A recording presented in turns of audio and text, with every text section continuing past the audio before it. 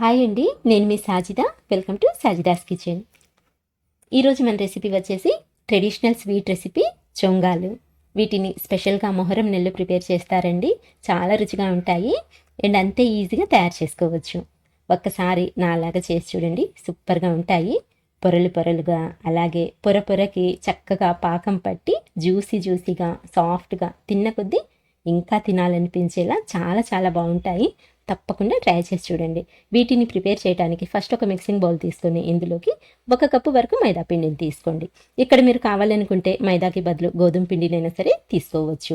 ఇప్పుడు ఇందులోకి 2 టేబుల్ స్పూన్ల వరకు మిల్క్ పౌడర్ని యాడ్ చేసుకోండి. మిల్క్ పౌడర్ వేయడం వలన టేస్ట్ అనేది చాలా బాగుంటుంది. ఒకవేళ మీ దగ్గర లేకపోతే స్కిప్ చేసుకోవచ్చు. తర్వాత 2 టేబుల్ స్పూన్ల వరకు బొంబాయి రవ్వని కూడా యాడ్ చేసుకోండి. రవ్వ వేయడం వలన చొంగాలు క్రిస్పీగా వస్తాయండి. ఇప్పుడు వీటిని ఒకసారి బాగా మిక్స్ చేసేయండి. ఇలా మిక్స్ చేసుకున్న తర్వాత ఇందులోకి 2 స్పూన్ల వరకు నెయ్యి వేసుకోండి. నెయ్యి వేసిన తర్వాత నెయ్యి పిండికంతా బాగా పట్టేలా ఇలా చేతితోనే చక్కగా కలుపుకోవాలి. చూడండి, పిండి టెక్స్చర్ అనేది ఇలా ఉంటుందన్నమాట. ఒకవేళ మీకు కొంచెం పొడి పొడిగా అనిపించినట్లయితే మరి కొద్దిగా నెయ్యి వేసి కలుపుకోండి, సరిపోతుంది. పిండి అయితే ఈ టెక్స్చర్లో ఉండాలన్నమాట. సో ఇలా బాగా కలుపుకున్న తర్వాత ఇందులోకి కొద్దిగా నీళ్ళని పోసుకుంటూ పిండిని సాఫ్ట్ చపాతీ పిండిలాగా కలుపుకోవాలి. నీళ్లు ఒకేసారి ఎక్కువ వేయకుండా ఇలా కొద్దిగా యాడ్ చేసుకుంటూ, అలాగే ఈ పిండిని వేళ్లతో ఇలా రబ్ చేసుకుంటూ కలుపుకోవాలండి. ఇక్కడ చూస్తున్నారు కదా, ఈ విధంగా అన్నమాట. ఇలా పిండిని అయితే సాఫ్ట్గా కలుపుకోవాలండి. పిండి కలుపుకున్న తర్వాత వేళ్లతో ఒక్క 10 నుంచి 20 సెకండ్ల వరకు బాగా మర్దన చేస్తూ పిండిని కలుపుకోవాలి. చూడండి, ఇక్కడ నేను ఎలా అయితే కలుపుతున్నానో ఆ విధంగా అన్నమాట. సో పిండి అయితే రెడీ అయిపోయింది. ఇలా కలుపుకున్న ఈ పిండిని ఒక్క అరగంట పాటు పక్కన పెట్టేసుకుందాము. ఇందులో మనము రవ్వ వేసాం కదండి, సో రవ్వ కూడా చక్కగా నానాలన్నమాట. అందుకని చెప్పేసి అరగంట పాటు పైన మూత పెట్టేసి పక్కన పెట్టేయండి. అరగంట తర్వాత పిండిని చూద్దాము. చూడండి, పిండి సాఫ్ట్గా అయితే నానిపోయింది. ఇలా నానిన పిండిని ఇప్పుడు మనము మరో 2 నిమిషాల పాటు బాగా కలుపుకోవాలి. ఇలా మనము పిండిని ఎంత చక్కగా కలుపుకుంటామో అంత సాఫ్ట్గా అయితే పిండి రెడీ అవుతుంది. దానివల్ల మనం చేసే చొంగాలు కూడా సాఫ్ట్గా వస్తాయన్నమాట. అండ్ టేస్ట్ కూడా బాగుంటుంది. చూడండి, పిండి ఎంత సాఫ్ట్గా ఉందో. ఇప్పుడు దీన్ని సమానంగా 2 ఉండలుగా ప్రిపేర్ చేసుకోవాలి. అంటే 2 పార్ట్స్లో కట్ చేసుకోవాలన్నమాట. ఇక్కడ నేను 2 చొంగాలు చేస్తున్నానండి. కొంచెం పెద్దవే చేస్తున్నాను అనమాట. ఒకవేళ మీకు కొంచెం చిన్నవి కావాలనుకుంటే మీరు ఇలా 2కి బదులు 4 బాల్స్నైనా సరే ప్రిపేర్ చేసుకోండి. ఇప్పుడైతే ఒక దాన్ని పక్కన పెట్టుకొని ఒక ఉండని తీసుకొని రౌండ్గా చేసుకొని దీనికి అటు ఇటు కొంచెం పొడిపిండిని అప్లై చేసుకోండి. ఇలా పొడిపిండిని అప్లై చేసుకున్న తర్వాత దీన్ని పల్చటి చపాతీలాగా ఒత్తుకోవాలి. మ్యాక్సిమం ఎంత వీలుగా అవుతుందో అంత పల్చగా అయితే రోల్ చేసుకోవాలండి. మధ్య మధ్యలో కొంచెం పొడిపిండి చల్లుకుంటూ ఇలా రోల్ చేసుకోండి, పల్చగా వస్తుంది. ఇలా కొంచెం పొడుగా చేసుకున్నా చాలా బాగుంటుందన్నమాట. చూడండి, చపాతీ రెడీ అయిపోయింది కదండి. ఇప్పుడు దీనిపైన ఒక 1/2 స్పూన్ వరకు నెయ్యి వేసుకోండి. నెయ్యి వేసుకొని నెయ్యి చపాతీకి అంతా స్ప్రెడ్ చేసుకోండి. ఇలా అంతా అప్లై చేసుకున్న తర్వాత దీనిపైన మీ దగ్గర కార్న్ఫ్లోర్ ఉంటే కార్న్ఫ్లోర్ చల్లుకోండి. ఒకవేళ కార్న్ఫ్లోర్ లేకపోతే మైదా పిండినైనా సరే ఇలా చల్లుకోవాలన్నమాట. ఇలా చల్లుకున్న తర్వాత ఇప్పుడు చాకు తీసుకొని ఈ వీడియోలో నేను చూపించే విధంగా ఇలా సన్నగా కట్ చేసుకోవాలి. చూస్తున్నారు కదండి, ఈ విధంగా ఘాట్లు పెట్టుకోవాలన్నమాట. ఘాట్లు కాదండి, కట్ చేసుకోవాలి. కట్ చేసుకున్న తర్వాత ఒకవైపు నుంచి ఇలా అన్ని పీసెస్ని దగ్గరికి తీసుకోవాలి. కొంచెం గమనించి చూడండి ఎలా చేస్తున్నానో. ఈ విధంగా రోల్ లాగా చేసుకోవాలన్నమాట. ఇలా అన్ని దగ్గరికి తీసుకున్న తర్వాత ఒక రోల్ లాగా అయితే రెడీ అయిపోతుందండి. దీన్ని చేతులతో కొంచెం స్ప్రెడ్ చేసుకొని కొంచెం పొడవుగా చేసుకోండి, సరిపోతుంది. ఇలా చేసుకున్న తర్వాత ఇప్పుడు ఒకవైపు నుంచి అంటే అంచు ఉంటుంది కదండి, ఇలా ఒకవైపు నుంచి ఫోల్డ్ చేసుకోవాలన్నమాట. ఇలా ఫోల్డ్ చేసుకొని రోల్ చేసుకుంటూ మనం దీన్ని కొంచెం చుట్టుకుంటూ రోల్ చేసుకోవాలి. ఇలా చుట్టుకున్నట్లయితే మనకు పొరలు అనేవి చక్కగా వస్తాయి. అలాగే ఎండ్లో ఎడ్జెస్ ఇలా మడిచేయాలన్నమాట. మధ్యలోకి తీసుకొని లైట్గా ప్రెస్ చేసుకున్నట్లయితే సరిపోతుంది. అంతేనండి, ఇది రెడీ అయిపోయింది కదా. దీన్ని పక్కన పెట్టుకొని మిగతా చపాతీని కూడా సేమ్ ఇదే విధంగా ప్రిపేర్ చేసి తీసుకోవాలి. ఇలా చేసుకున్నట్లయితే పొరలు అనేవి చాలా చక్కగా వస్తాయండి. మనకు 2 రెడీ అయిపోయాయి కదండి. ఇప్పుడు ఒకదాన్ని పక్కన పెట్టేసి ఫస్ట్ ఏదైతే ప్రిపేర్ చేసామో దాన్ని తీసుకొని ఇంకొకసారి చపాతీలాగా రోల్ చేసుకుందాము.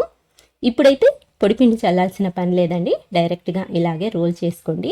అలాగే మరీ గట్టిగా ఒత్తుతూ కాకుండా కొంచెం పైన అలా తేలికగా రోల్ చేసుకోవాలన్నమాట. చూడండి ఈ మాత్రం మందం ఉండాలండి, మరీ పల్చగా అయితే రోల్ చేయకూడదు. ఇలా మందంగా రోల్ చేసుకున్నట్లయితే పొరలు అనేవి చక్కగా విచ్చుకుంటాయి. సో మిగతా దాన్ని కూడా ఇలాగే రోల్ చేసి పక్కన పెట్టేసుకోండి. ఇప్పుడు స్టవ్ ఆన్ చేసి ప్యాన్ పెట్టుకొని 1/2 కప్పు వరకు పంచదార వేసుకోవాలి. అలాగే 1/2 కప్పు వరకు నీళ్ళని వేసుకోవాలి. మంటని మీడియం ఫ్లేమ్లో పెట్టుకొని ఈ పంచదారని ఒకసారి బాగా కలుపుకోండి. ఇలా కలుపుకున్న తర్వాత ఇందులోకి మంచి కలర్ కోసం కొద్దిగా ఆరెంజ్ ఫుడ్ కలర్ అయితే వేస్తున్నానండి. ఇదైతే పూర్తిగా ఆప్షనల్ అనమాట, మీకు నచ్చకపోతే స్కిప్ చేసుకోవచ్చు, కానీ కలర్ బాగుంటుందని నేనైతే యాడ్ చేస్తున్నాను. అండ్ అలాగే మంచి ఫ్లేవర్ కోసం ఒక 2 యాలకుల్ని కొంచెం నలిపి ఇందులోకి యాడ్ చేసేయండి. ఇప్పుడు దీన్ని మధ్య మధ్యలో కలుపుకుంటూ పాకాన్ని ఉడికించుకోవాలి. చూడండి పాకం మరుగుతుంది కదండి. ఇలా పాకం మరగడం స్టార్ట్ అయిన తర్వాత లో టు మీడియం ఫ్లేమ్ మీద ఒక్క 2 నిమిషాల పాటు మరిగించుకున్నట్లయితే సరిపోతుంది. ఇలా 2 నిమిషాలు మరిగించుకొని ఒకసారి అయితే పాకాన్ని చెక్ చేసుకోండి.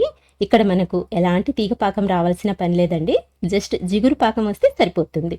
ఇలా మనం చెక్ చేసినప్పుడు చూడండి తీగ అయితే ఫామ్ అవ్వట్లేదు, వేళ్ళకి జిగురుగా అనిపిస్తుంది అనమాట. సో ఇలా పాకం వస్తే సరిపోతుంది. ఇప్పుడు ఈ పాకం చల్లారిపోకుండా పైన మూత పెట్టేసి తీసి పక్కన ఉంచుకొని స్టవ్ మీద వేరొక ప్యాన్ పెట్టుకోవాలి. ఇలా కొంచెం వెడల్పుగా ఉండే ప్యాన్ పెట్టుకోండి, ఆయిల్ తక్కువగా పడుతుంది. నెక్స్ట్ ఇందులోకి డీప్ ఫ్రైకి సరిపడా ఆయిల్ని వేసుకోవాలి.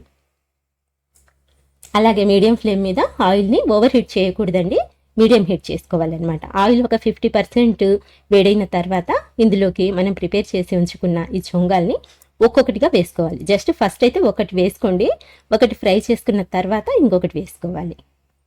సైజ్ కొంచెం పెద్దదిగా ఉంది కాబట్టి మనము ఎక్కువైతే ఫ్రై చేయలేమండి, ఒక్కొక్కటిగానే ఫ్రై చేసుకోవాలి. అలాగే వేసిన వెంటనే కదపకుండా ఒక 2 నిమిషాల పాటు అలా ఫ్రై చేసుకున్నట్లయితే ఇది కొంచెం ఇలా పొంగుతూ పైకి తేలుతుంది అనమాట. చూడండి పొరలు కూడా ఎంత చక్కగా విచ్చుకుంటున్నాయో. సో ఇలా పైకి తేలిన తర్వాత దీన్ని ఇంకొక వైపుకి టర్న్ చేసుకుందాము. ఈ వైపు నుంచి కూడా పొరలు చూడండి ఎంత చక్కగా వచ్చాయో. ఇప్పుడు దీన్ని వీడియోలో చూపించే విధంగా కొంచెం ప్రెస్ చేస్తూ అటు ఇటు కదుపుతూ 2 వైపుల నుంచి మంచి గోల్డెన్ కలర్ వచ్చేంత వరకు తక్కువ మంట మీద ఫ్రై చేసుకోవాలన్నమాట. గ్యాస్ని అయితే లో ఫ్లేమ్లో పెట్టేసుకోండి. చూడండి ఇలా అటు ఇటు తిప్పుతూ 2 వైపుల నుంచి కూడా చక్కటి కలర్ రావాలండి.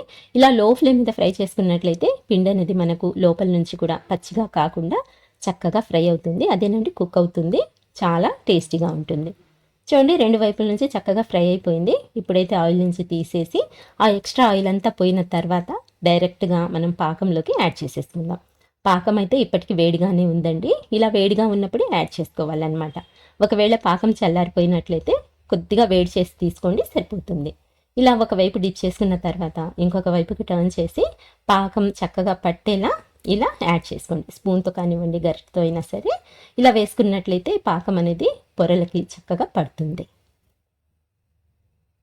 ఇలా పాకం అంతా వేసిన తర్వాత దీన్ని 1 నిమిషం పాటు అలాగే ఉంచేయండి.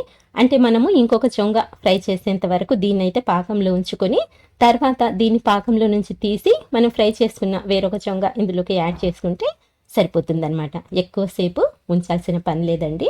చూడండి ఇలా ఇంకొక దాన్ని కూడా పాకంలోకి డిప్ చేసుకుంటే సరిపోతుంది.